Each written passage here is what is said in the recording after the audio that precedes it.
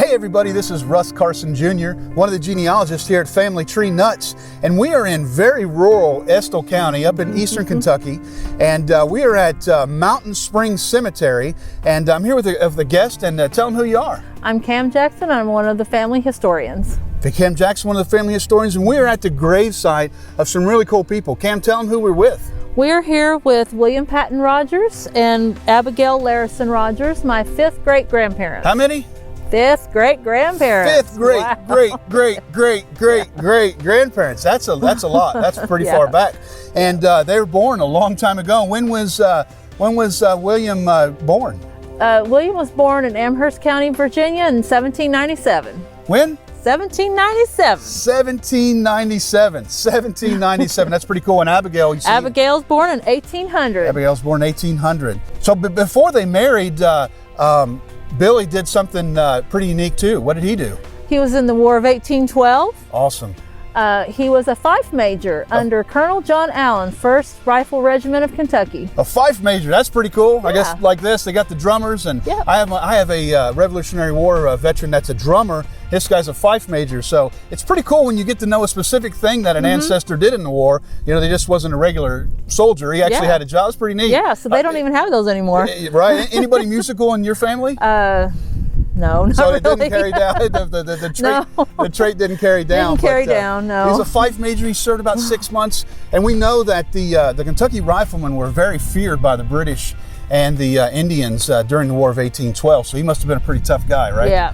But shortly thereafter, he came back home, and what did he do in 1813? Well, he decided to get married to his wife Abigail in 1813. And I think he was. How old was he when he got married? He was about 1 month from being 17. Okay, 16 years old. And how about Abigail? She was about 13. About 13. Okay, that's not abnormal for the time period right there, but a neat story today.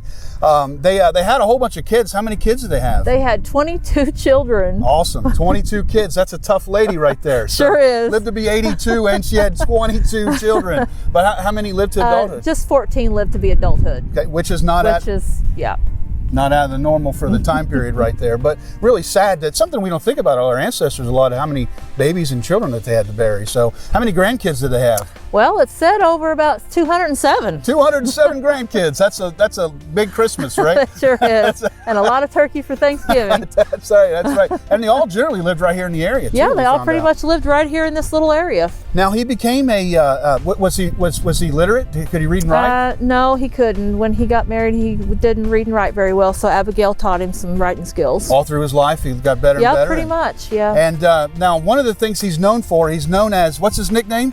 Preacher Billie. Preacher Billie. So we know he was a preacher. And was he always a preacher? Or? He became an ordained minister in about 1834. 1834, so he was in his late 30s. Yeah. Before he picked up the gospel and started to preach. And he became we found lots of records and things about him as different places he was preaching at and things. Tell us a little about his preaching career. Well, he preached along the Three Forks area, Beattyville, Jackson, all Estill County, just in that area. Which today is difficult to get around to those areas from one place to the other, but with the ridge lines and horseback, really wasn't too very far that they were traveling. So we did find some records in some church in Clark County where he was preaching at for a while, doing revivals and things like that. How many, did he ever baptize anybody? He baptized about 2,052 people. 2,052. That's a lot of people, and it's really cool we know 52. 2,052. What are their names? I'll get back with you on that one.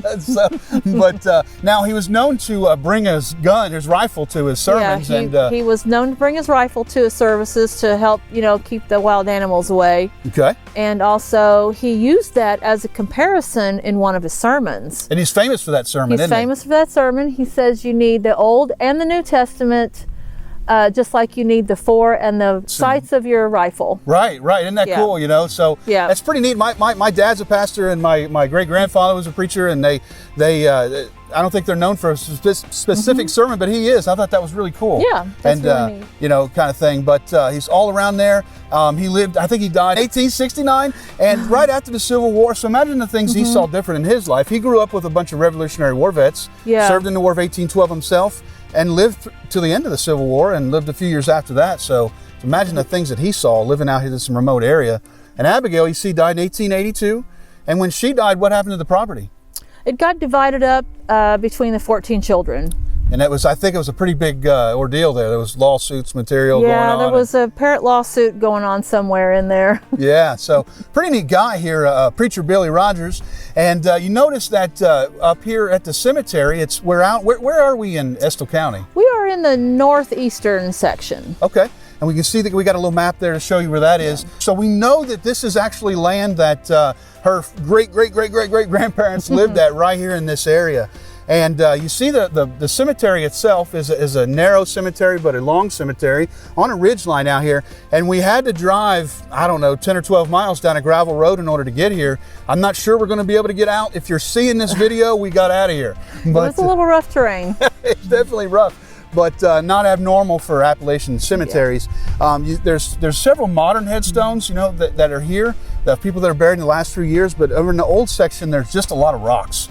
I mean, there's what would you say there is here? Oh gosh, 100. A few hundred. Yeah, you kind of think a few hundred rocks. And these are all faceless, nameless people that we really never going to be able to know who they are, but not abnormal for old cemeteries. Mm-hmm. Sometimes it's spiritual to wonder who's in there, I guess. So here we are with the great-great-great-great-great-granddaughter of Preacher Billie Rogers out here in Estill County, Kentucky. And hey, remember, family tree nuts. Let our nuts find the nuts in your family tree.